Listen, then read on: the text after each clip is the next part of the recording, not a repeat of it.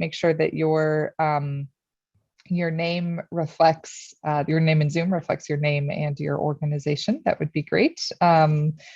Jenny, I see we've got a guest today. That's awesome. Hi there.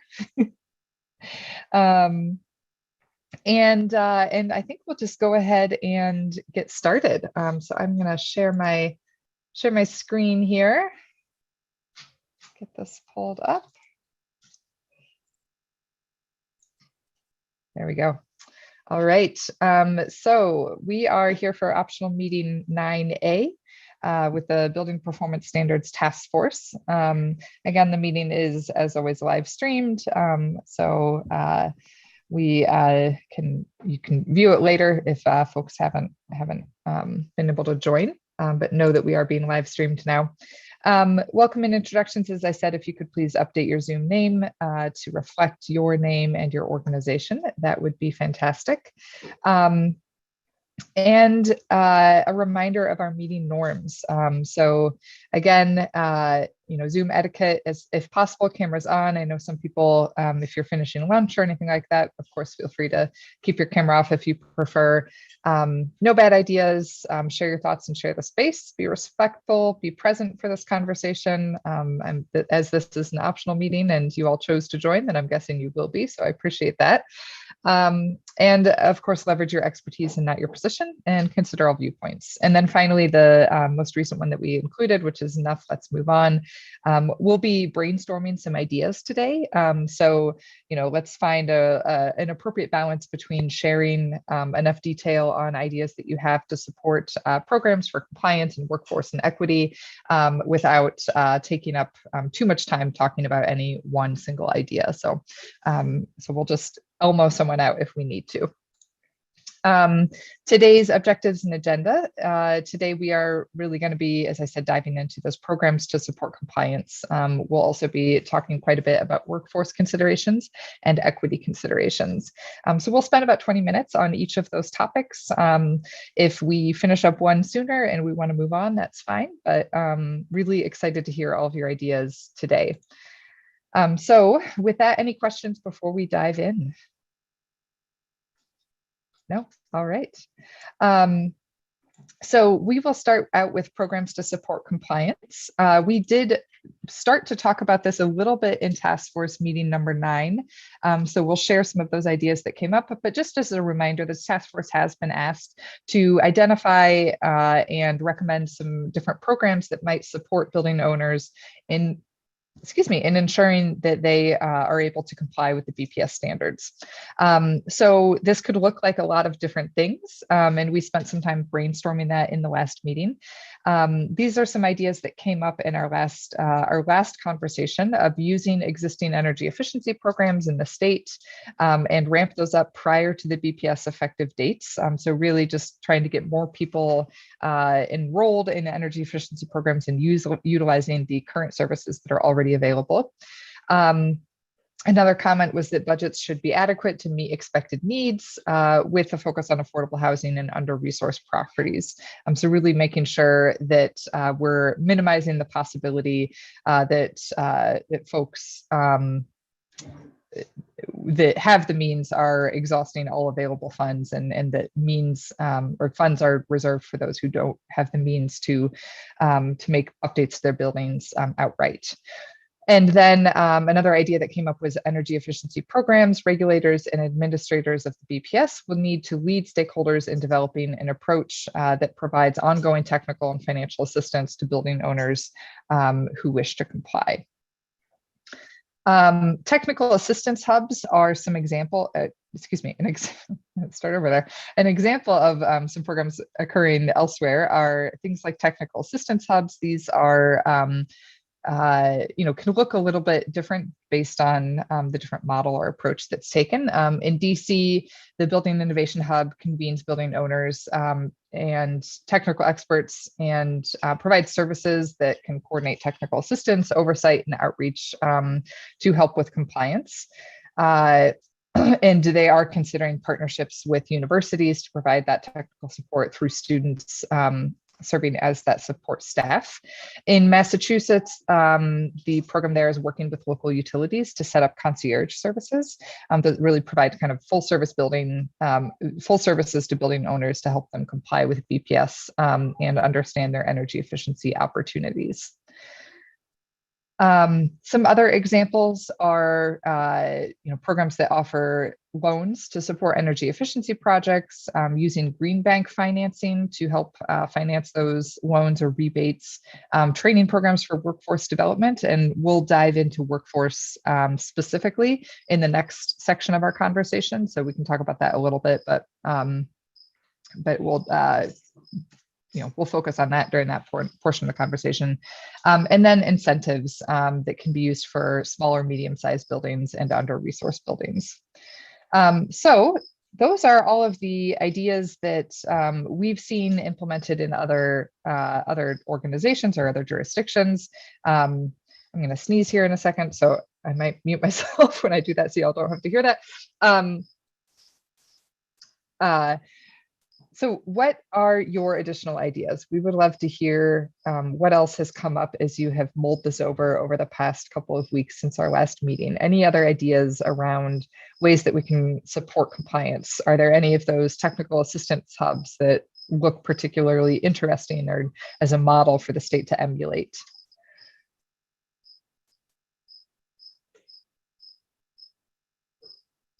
And also there's a cricket living somewhere in my basement, so if you're not crazy if you're hearing that.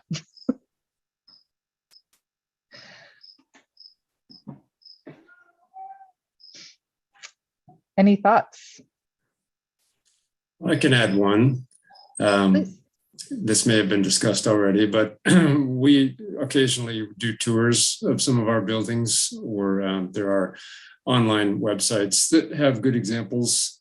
And I think that's really helpful for folks that are not as knowledgeable, especially to actually walk through a building with somebody who is knowledgeable and talk about issues. They can see real life examples. So maybe that's something that the Colorado Energy Office could sponsor, is periodic tours of good example buildings around the state, and then maybe have some examples on their website. Great, love that. Thanks, Jim. Tours, case studies kind of comes to mind for me as something that can sort of also build off. Any building that might be good for a tour could also be a good building for a case study, if that's something that folks think might be effective. Yeah, New York State Energy Research teamed with the ASHRAE to develop a program of retrofit seminars. And I think those were just outstanding. I attended a few of them. They were very well done. I kind of gave you a few case studies, but also kind of how to do it and pitfalls in doing it. So that certainly could be one. Great, thanks, Bill. So webinars and other trainings that would occur online. Yeah, right.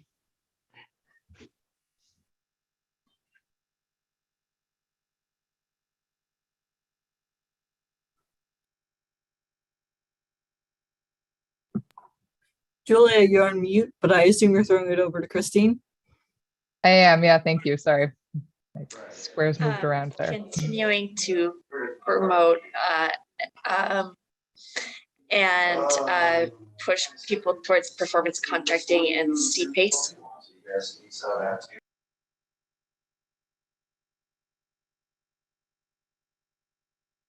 Yeah, Kara, go ahead. Yeah, great example. And building on what Bill offered too, NYSERDA has quite a few programs, including the Empire Building Challenge, which might be another one that looks at strategic portfolio planning and decarbonization, and it consolidates for portfolio owners that have like multiple buildings. A, it provides funding, which is always nice, but B, it consolidates planning resources and financing resources. And I think potentially like technology vendors to close the loop and make it a little bit more seamless if you're applying it on more than one building. So there's not only, I mean, is it a program we could emulate, but probably lessons learned coming out of that. Great. Yeah, thank you. That's fantastic.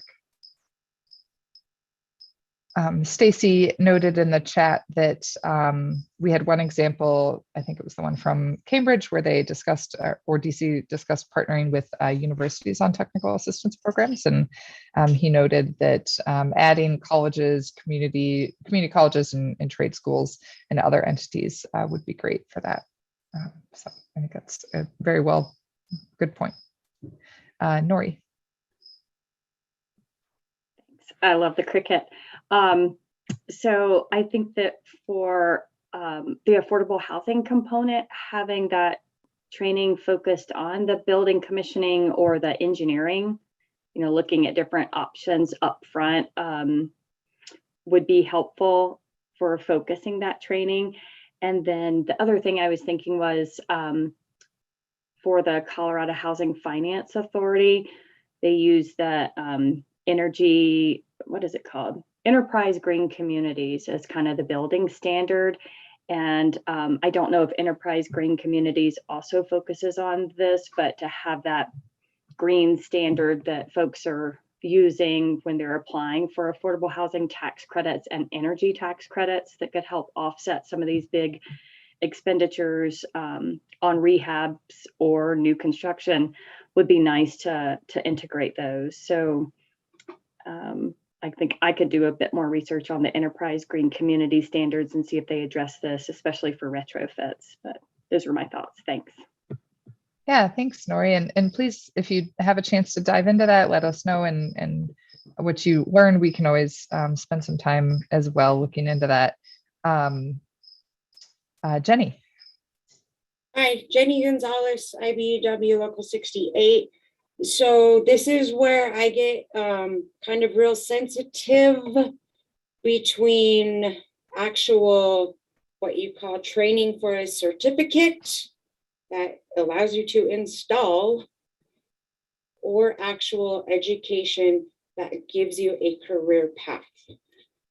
Big difference, especially when you are talking workforce, your quality of work, the people that you should be caring about giving this work to, people of Denver.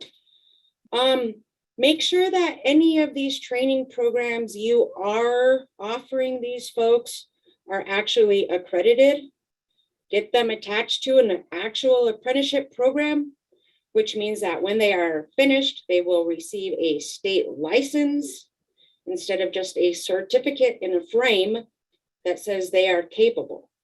Get these people properly trained, properly educated, get them a license. So when this big renewable energy boom comes to a halt, because once it's installed, you're not going to have to maintain much. These people still have a path to go to, okay? Don't get them caught in a job when they could have a career out of it. Please understand the difference and know that there's trainings available and there are schools that are available. Know the difference, okay? Absolutely. Yeah. Thank you, Jenny. And we will we'll dive into the last 20 minutes of our conversation today. We'll dive really deep into talking about workforce. So we can build off of that comment a little bit more at that point. But that's a really good point. We want people to have careers, not just jobs. Thank you. Jim. Yeah, we've done some of the EGC certifications through the affordable housing projects that we've been working on. And I think that is a great idea as a standard, as was mentioned. It's kind of a hit and miss process with CHFA. Sometimes they come out and do an inspection at the end, sometimes they don't. So I do think it is another good resource, though. Thanks, Jim. I've heard a lot of really good things about Enterprise Green Communities. So, Christine.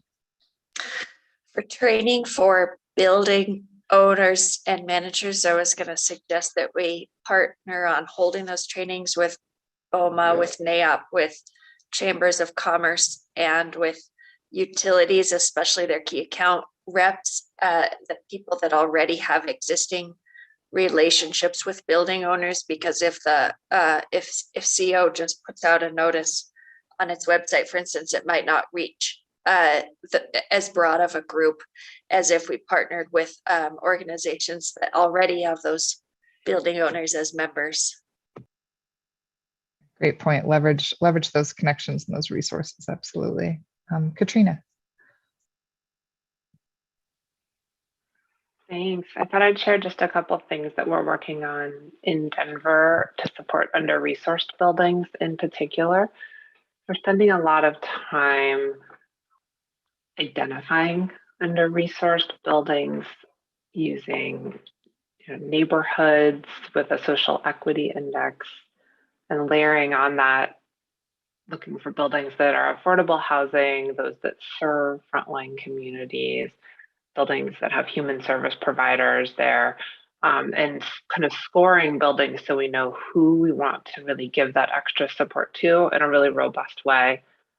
We're also providing or spending a lot of time right now meeting with the community in under-resourced neighborhoods to gather their insights on energy burden and housing conditions and get their input around the services and incentives that they would need. And we're meeting with both community members as well as owners and managers of under-resourced buildings, and then really working with them on how do we make sure we're delivering benefits and avoiding unintended consequences. And I think that's then really going to lead to a plan for services that we provide them.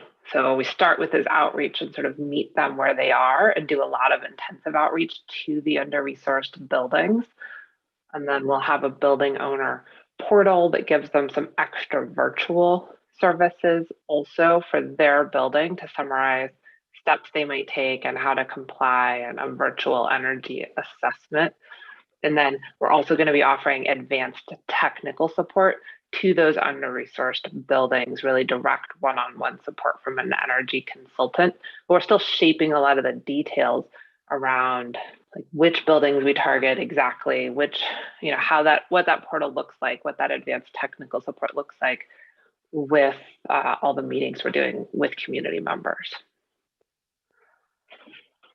That's great. It sounds like you're building a very robust set of services to really help under-resourced building owners. And I think actually, Katrina, you have provided me a great segue to the next part of our discussion, which is talking about how we address and ensure that that we're not creating undue equity impacts, and hopefully we're supporting greater equity across the state when the BPS is implemented and goes into effect.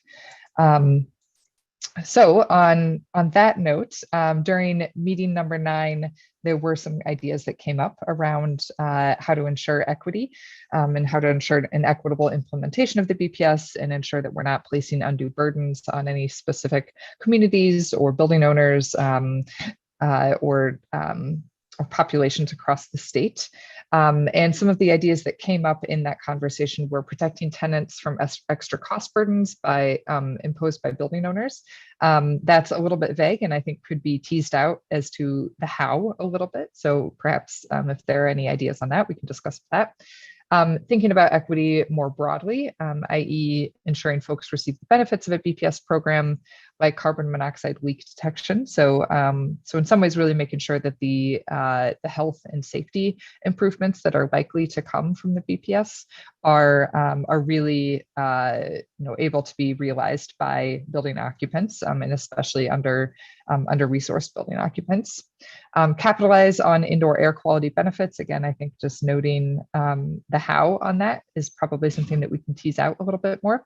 Developing grants for compliance is something that came up. So if there's ideas or further details on how you think that might be effective or in what ways that could be implemented, we'd love to hear about that as well. And then we sent these out along with the agenda. So just some equity questions or some key questions to kind of consider broadly as we're thinking about equity. So, how can we ensure that the benefits of that are likely to accrue to buildings and building occupants from the BPS, such as reduced energy burden and improved air quality, are accrued to underrepresented populations, including people of color, low-income individuals, and minority and women-owned businesses. And then sort of a sub-question of that is like, are we on the right track thinking about the BPS broadly? Are we on the right track to provide benefits to underrepresented populations?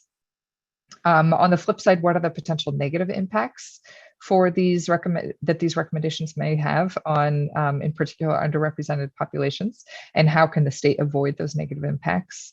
And then, are there just broadly any barriers or challenges inherent within the BPS recommendations that could contribute to more inequitable outcomes?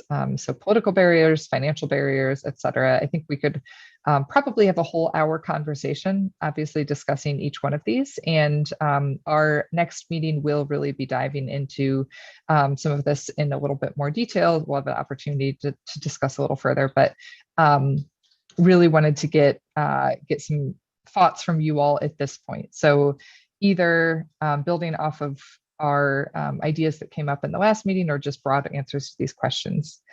Jenny, please go ahead. Okay, sorry I did miss the last meeting. We had a office breakout here. Can we by chance use the I-70 project example? Now, in order to make it more equitable and inclusive for the people that were getting moved out of the homes that they lived in forever, the I-70 project took on some responsibilities that were decent. I mean, and that they meant something. They actually took a percentage of that area's people that lived in those areas, had actual addresses, mailing addresses, and put them to work, gave them jobs on that I-70 project. Now, if we are going to do some of this work, is there a way to include those low-income housing participants and get them also trained and employed in some of this work? Because this is going to be a lot of work for a lot of people. It would be ideal. It would be fair. You are also giving them a chance to make a difference in their life in the future. So please, maybe take that into consideration instead of just giving all of this work to the top bidder or lowest bidder, who might not even be from Colorado. So, keep that in mind, please. I love that. Yeah, some consideration of those that are going to be impacted by the implementation of this work, and focusing on providing them with an opportunity for jobs. That's great. Yeah. Nori. Yeah, I think that is a great point. And in that session, we talked about contracting for minority and women-owned businesses. I think there's another contract that's called Section 3 that means local hiring, that is tagged on to a lot of the federal contracts and state contracts. So I think it's that what Jenny's talking about is that Section 3 program that says you hire from a specific area and have a certain percentage of local hires. So maybe we could add it to that one about the contracting portion. Yeah. I'm sorry, go ahead. Didn't mean to cut you off. No, that's great. That's it. Thanks. Okay. And sort of a follow-up question that both you, Nori, and Jenny, as well as anyone else who might want to jump in. I love this idea, and the state obviously is not going to be the one hiring contractors to do the work on buildings. So what might it look like for the state to encourage building owners to hire? So, Yeah. I'm sorry, again, these are touchy subjects. Prevailing wage rules, best value contracting rules, not necessarily falling for that low bid. any money coming with incentives attached, whether it be federal dollars, state dollars, attach local hire onto that. That's our money. It should stay here, should get spent here. So those are my thoughts anyway. Great. Yeah, thank you. Nori. You can tell we love this one. So I totally agree that the grants and incentives could have benchmarks for, you get this awesome grant if, and you need to meet 20% or 100% minority and women-owned business and Section 3 local hiring. So I think that we could propose some language that gets attached to the incentives, and that really does help us as affordable housing developers access those funds. We always try and meet those metrics because it looks great and it's good for our community, and really helps us with that mission-driven component. Throw some possibility trainings in there and you're going full circle with that entire thing, making communities happy and giving people a chance. Love it. Thank you both so much. Anyone else? Bill Green, I saw you unmuted yourself. Not sure if you had something to share. Okay. No. Yeah, any other thoughts on ways that we can ensure that we're not creating undue burden, and ideally we're enhancing equity across the state through the implementation of the BPS? Jim, please. Well, maybe some outreach to specific Hispanic speaking groups, or bilingual information online, just so that those folks feel more included. Absolutely. And we did include in the survey a question both on what's your primary language, and then what language do you think we should have BPS outreach materials in. So I think that's well stated and very important.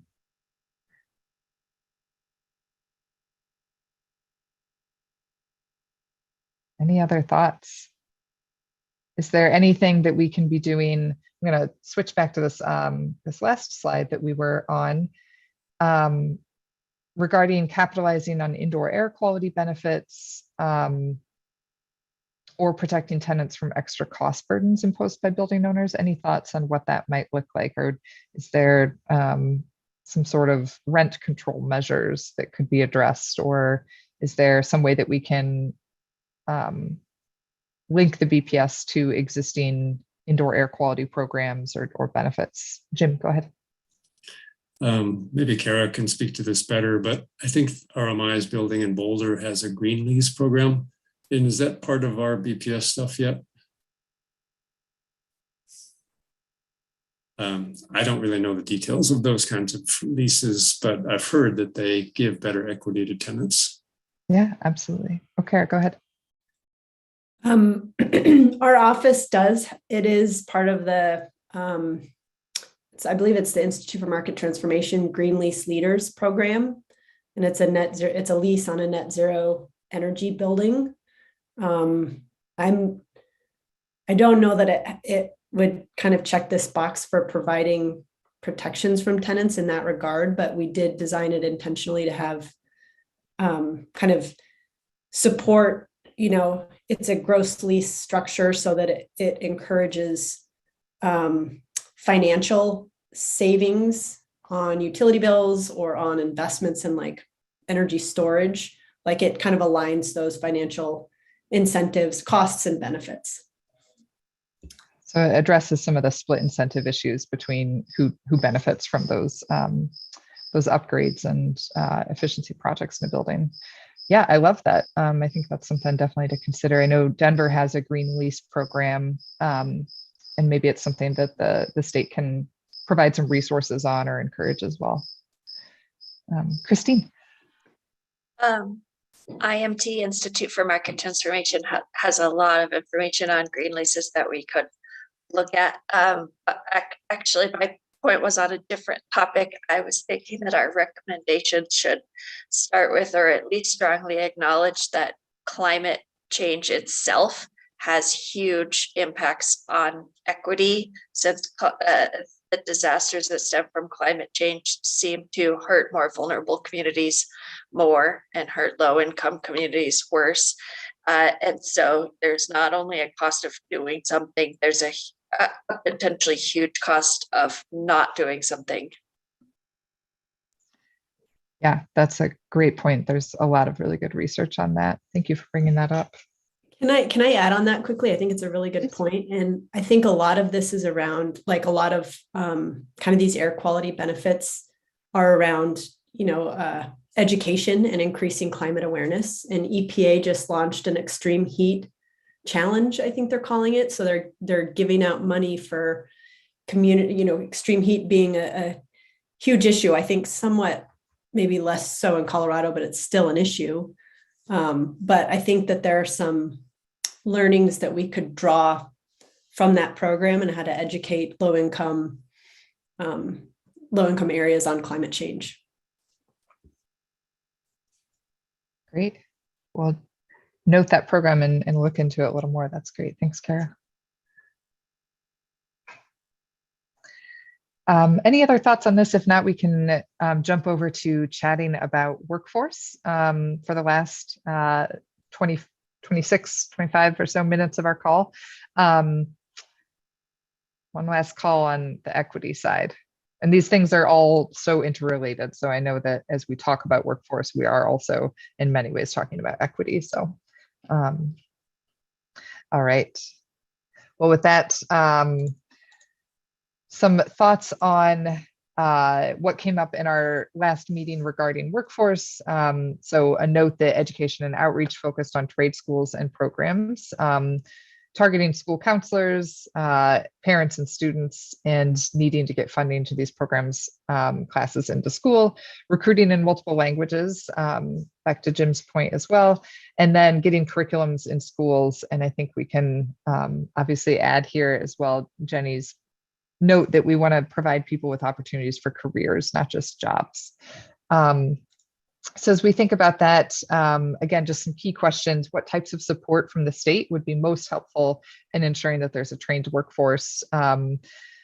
So what would it really look like for the state to provide support for those career pathways? What resources should the state consider providing, and what current and future challenges will need to be addressed? So what do we see on the horizon in terms of supporting Colorado's workforce to implement that BPS successfully? Jenny, I saw your hand go up and then back down, but did you want to jump in? All right, so here's my golden hour. First and foremost, please put the high school training up towards the top. Reach them at a young level. Again, the younger they know, the more training they have. And it's remarkable being, I've been in teaching at the Sheridan High School pre-apprenticeship trades program. Juniors and seniors in high school right now are extremely advanced. They have this electronics skill amongst them that we don't. This next generation is going to be our building automation. They have that brain capacity to them. It's going to happen. However, if we don't tell them, since they are 15, 16, 17 years old, that it is a possibility that they can make a hell of a good life out of it. It is a very lucrative career. You're not just the dirty construction worker anymore. You are making more than your typical teacher, your typical counselor, anything you listed on there. That electrician is way higher yearly income. They need to know that. Second, please stop pushing simple training. I get it. It's a good skill to have to be trained. Yes, you can train a monkey. Educate these people. Educate them and push them towards a career in the trade schools. Have them attached to an apprenticeship. Right now, it doesn't really matter what trade you pick. You are needed. There are jobs coming in daily, not being filled because the workforce is not there. Now, I will go ahead and say kudos to my electrical apprenticeship, because as you graduate as a 5th-year apprentice, you are also leaving that building with a bachelor's in construction management. So you are not coming in, doing a little bit of sweeping, turning some screws and leaving us. You are coming in, getting educated, getting taught your life skills that some people miss out on. You leave with a license. You leave with a degree. There are so many possibilities for these youngsters if they go that route. What I am seeing happening, unfortunately, is training, these 90-day classes that give you this certificate, allow you a job that starts you at about $17, $18 an hour and tops you out at about 23. Nice for who, I don't know, makes it on that small budget in Denver. You can't live like that in Denver, okay? You go through the apprenticeship program, you start off at a decent wage, you get guaranteed raises every 6 months, or if you work overtime, they come faster with whatever hours you earn. Push it, make people understand. I mean, you're coming out of there with 2 pieces of paper that will change your life. You keep pushing these training programs in these small buildings that are giving 2 and 3 people certificates at a time.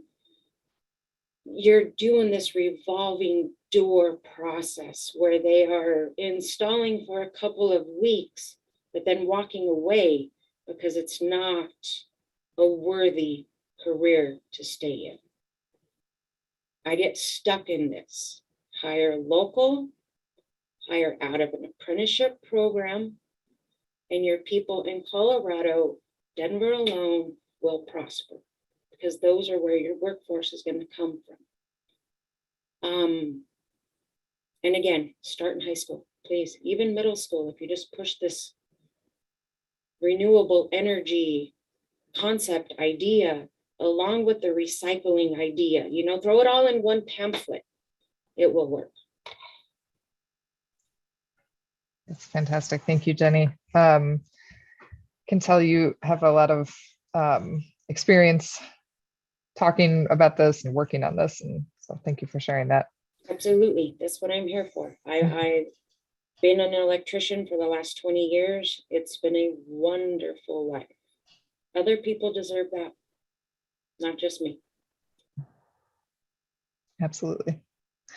I apologize. I was neglecting the chat a little bit. I saw Christine had some great ideas a little bit earlier. So thanks, Christine. We'll definitely get those recorded in the notes regarding replicating and expanding Denver's efforts to identify and assist under-resourced buildings, and an idea around direct outreach to covered buildings that are in very rural areas and aren't part of large chain businesses. That's fantastic.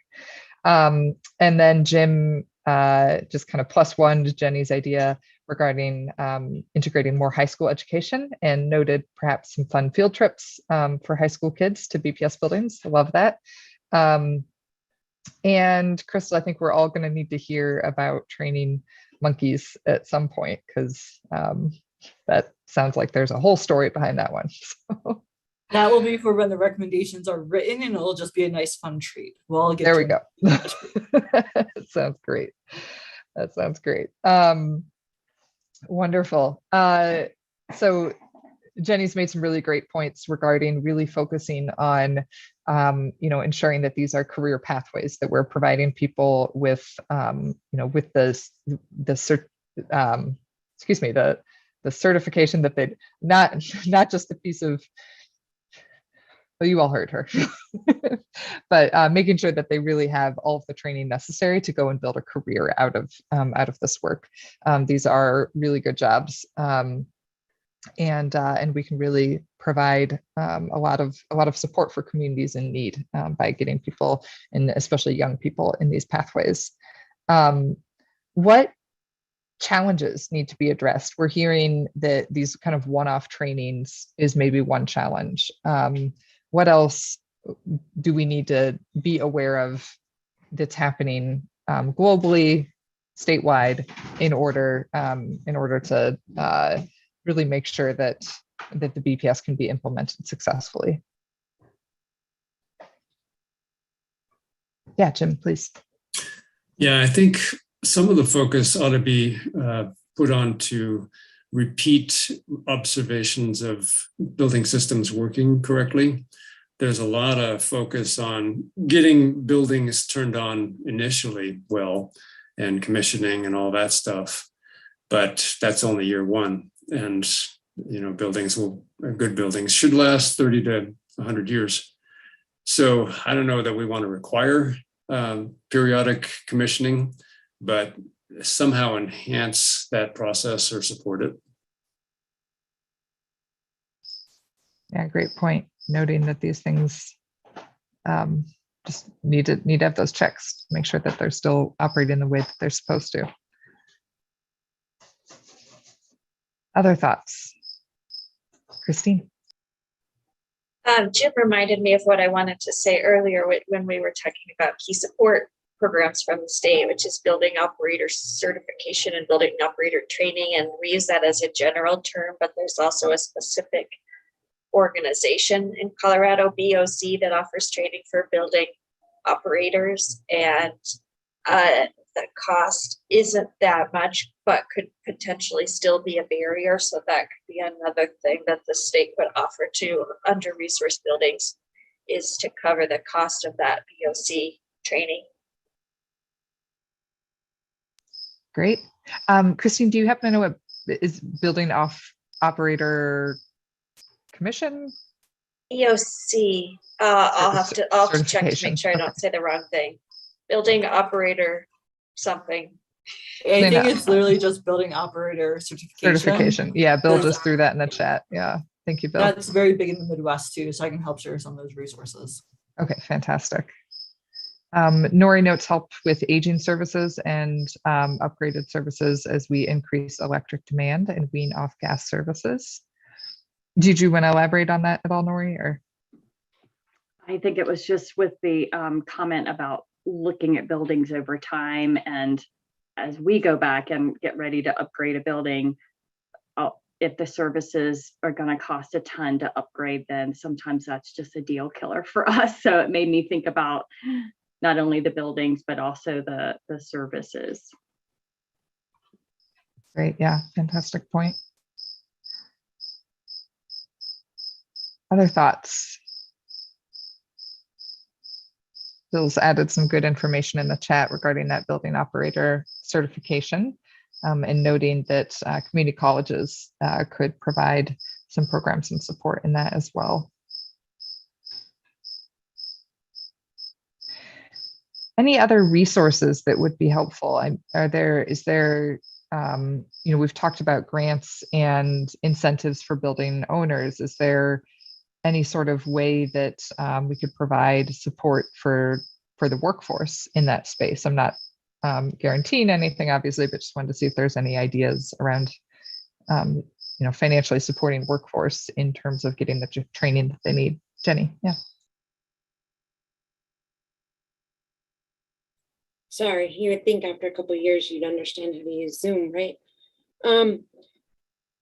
Again, just offering, I don't even know how you would, but as you present the trades programs into ideally into the high schools, maybe secondary education, middle schools, I don't necessarily know how to say this without being a jerk. You can be a jerk. We won't judge you. Okay. Keep it.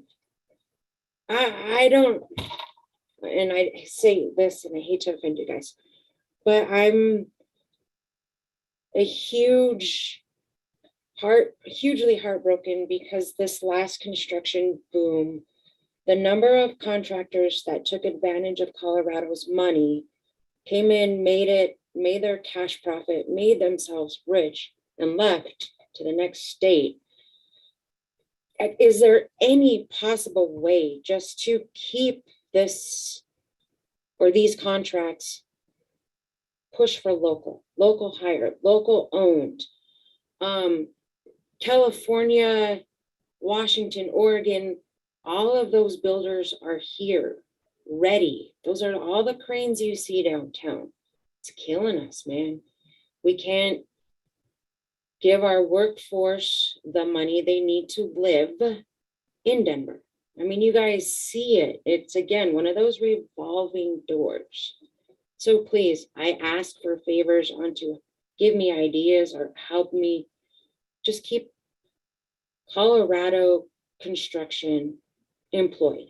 I don't care if it's union, non-union, just Colorado employees, please. 2, push prevailing wage. I mean, you push that prevailing wage, we as the electricians are prevailing right now, everybody wins. It's a great paycheck. You don't get our benefits if you're not union, and I apologize for that, but that money is amazing. Push it, push prevailing wage, best value contracting. It's a way to keep the ballpark on an even playing field. It's a way to keep those low ball bidders out of the game, because those ones that do low ball you, they can afford a decent hourly project, okay? Those would be my recommendations to you. It seems to have worked in past city projects. However, it's a battle just to keep that work in Colorado. And I hate to say it, but we live here. We deserve our money. We deserve to invest in ourselves. California, Oregon, Washington, man, they got their own money. Let them deal with themselves, okay? So please, however we can keep this locally in Colorado, it is our build, they are our buildings. Let's keep it with our workforce, our contractors at least. I don't know, that's just my pipe dream wish list, but it is better for all of our state, not just me. Thank you, Jenny. Kara. I think Jenny's making a really good point, several really good points, but I wonder if a role for the state to play in this is like you have kind of the preferred, not preferred is the wrong word, but like a list of approved performance contracting vendors. Like, is there some way the state could consolidate like local contractors, or with local addresses that support these programs and have like, contractors apply for like a preferred designation so that the state could then reference that list from the BPS resources website?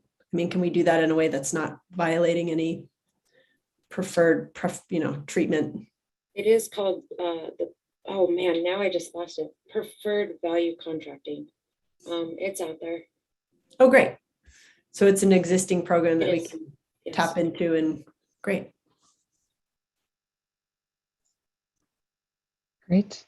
Got a couple of comments in the chat, Bill noting that building operations needs to be represented as a high-tech career, especially with all of the artificial intelligence algorithms and some of the other new technology in building operation systems. And Nori asks if the state could support the cost of training, licensing, or certification, or the cost of obtaining a license, which is often high. This is where the union steps in. So you become a union apprenticeship. You become a union apprentice. Your contractor sponsors your apprenticeship. You're responsible for your books and your initial fee to join the apprenticeship.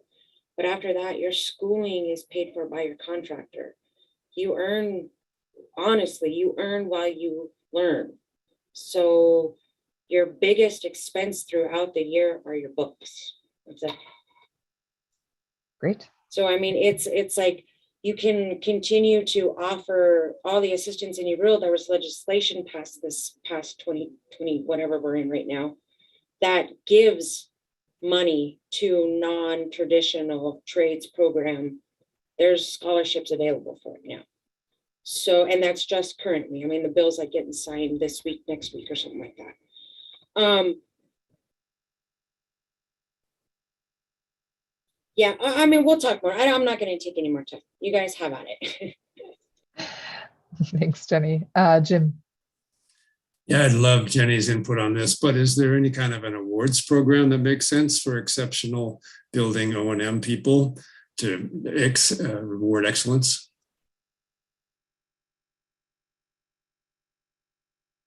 A little bit of a incentive through that recognition. Yeah, that's great.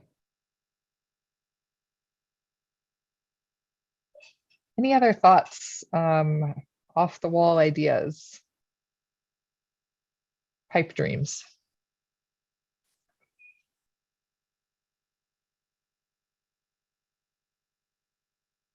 All right. Well, really appreciate all of these ideas in this conversation. To me, this is kind of the personally what I find the most exciting part of developing this type of recommendations is really thinking about what does it look like when they're actually implemented, and how can we make sure that they are are really going to be benefiting everyone across our entire state, and creating a better life for all Coloradans. So just briefly on next steps. So our next meeting with the full task force, not an optional meeting, so hopefully you are able to attend, is in a few weeks on June 29th at our usual time, 1 to 3:30. At that time, we'll be, again, kind of diving back into these topics of workforce and equity and programs to support compliance. We'll be, finalizing really what we are recommending the AQCC consider in terms of these topics. And then we'll start to discuss some of that public engagement, those meetings, and some of the results that we're seeing from the survey so far. And with that, here's a little bit of a plug for that survey that was launched on Monday. So please do share that broadly in your networks with anyone and everyone that you think might be interested in offering an opinion on the BPS. So the survey link was sent to you, should be in your email.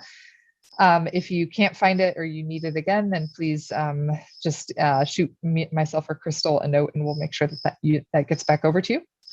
Excuse me. And then we will also be holding our public engagement meetings on July 12th, 14th, and 20th. So there is a registration link for those.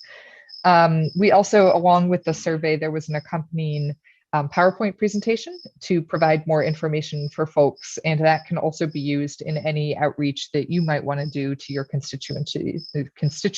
Excuse me. So if you go out and provide a presentation on the BPS, please do make use of that PowerPoint. It has got a lot of really good information in it. Stacy.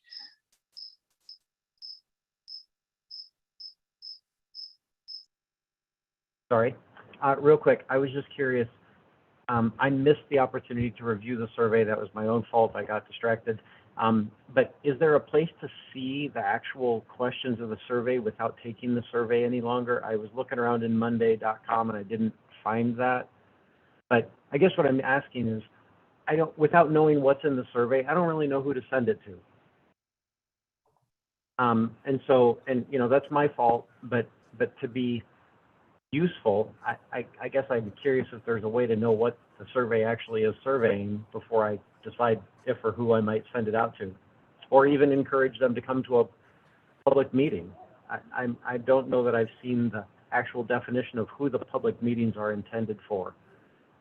I can actually provide some background there from the state's perspective, and I'll let Lotus jump in too if I miss anything.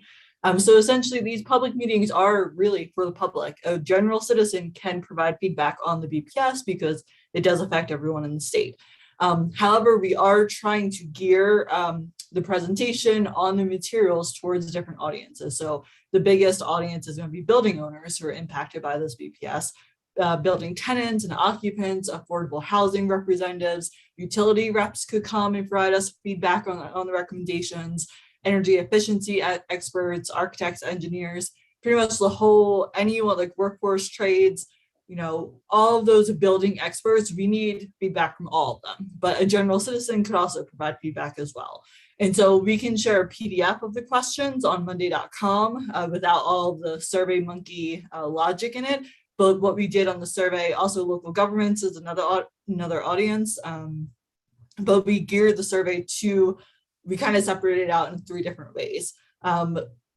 All 3 audiences get the same questions, but they get worded a little bit differently. So some are towards local governments, will they have the resources to help implement this in their jurisdictions? Some are geared towards workforce, of what resources do you need, actually asking them directly. And then the other one is for building owners and building tenants, of like, for our renewables recommendation, do you actually think you'll be able to implement this, or what are your concerns with it? So that's how we broke up the survey. But we'll share a PDF of it on monday.com with you all so you can see it, not in SurveyMonkey. Julia, did I leave anything out? No, I think you got it. And I'll just also say again that the survey is going to be open from June 6th, which was Monday, to July 6th, trying to keep it open for 30 days, get as much feedback as we can. We have a meeting June 29th with you all, and so that will be the last time that we're actually talking about the recommendations. We'll be talking about all the workforce and programs and voting on that. And then we have an optional meeting in early July where we can actually start to assess some of the public feedback with you all. But then we have the final meeting at the end of July. So we have 3 meetings left essentially. And we'll have the survey feedback by early July, but then the CEO will be hosting those 3 public meetings so we can get verbal feedback as well. And so that's why it's kind of structured 2 different ways, written feedback and verbal feedback. And so that's how it's structured right now. Feel free to email me or Julia with questions around that. Crystal, can I ask just a process question? When are we going to see a draft of the recommendations, or is the final set of recommendations going to be PowerPoint slides like we've been seeing? I always assumed that it would probably be translated into like sort of a Word document summarizing everything. And so when will we see a draft of that? So the last meeting, I think it's July 27th or the 29th, that will be the meeting where we present to you the final recommendations and the wording of them for the document. So we won't share the actual recommendations document with the task force, but we will go through in that meeting of like, here's how the metric is worded and here's all the recommendations. And you guys will get to review it and have the final approval during that meeting.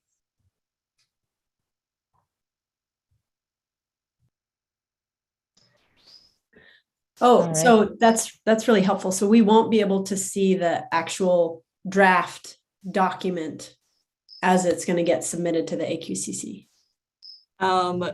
No, that last meeting will be the last time that you guys will see the recommendations and review them. If there's anything that you guys are wanting to take out finally or add in, you can do at that meeting, but it'll just be the recommendations themselves. It will not be the whole written document.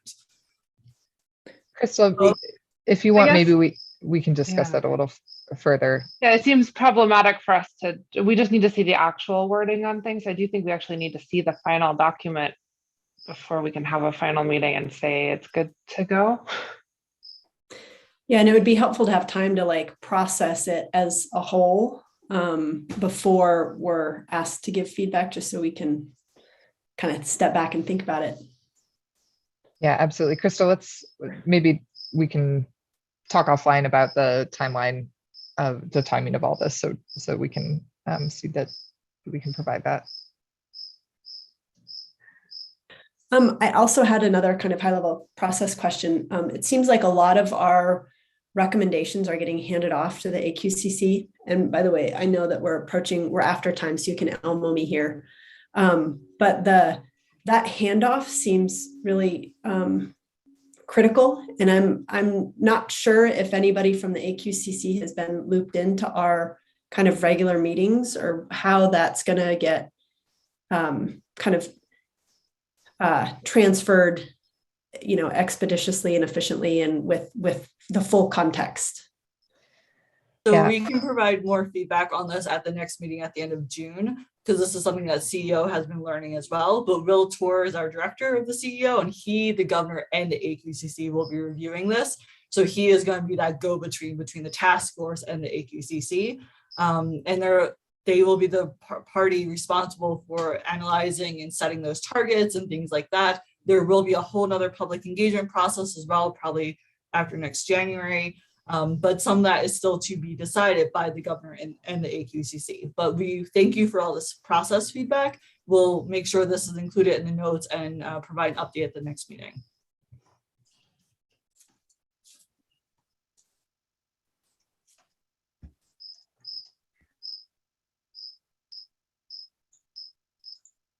Julia, All right. are you on mute? No, I was just kind of taking a breath to see if there were any other comments there. But yeah, I agree. I think Crystal, let's just get together and we'll make sure that you as task force members have a good understanding of that whole process, what these final steps are going to look like, and a timeline for reviewing the recommendations. So with that, I know we're a couple minutes over, so I want to be mindful of everyone's time. Really, thank you so much for your great ideas today, for sharing all of your insights and thoughts on this. And we are looking forward to our next conversation. Feel free to reach out to Crystal or myself if you have any questions in the meantime. I will as well, or Claire, if you catch it before me, because I got to run to a meeting right after this. If we'll link those PowerPoint slides. We'll make sure those are linked on monday.com. Those slides that the CO also has on their website to accompany the survey, so that everyone just make sure you have access to it in many locations. Great. Well, thank you all so much and have a wonderful rest of your Wednesday.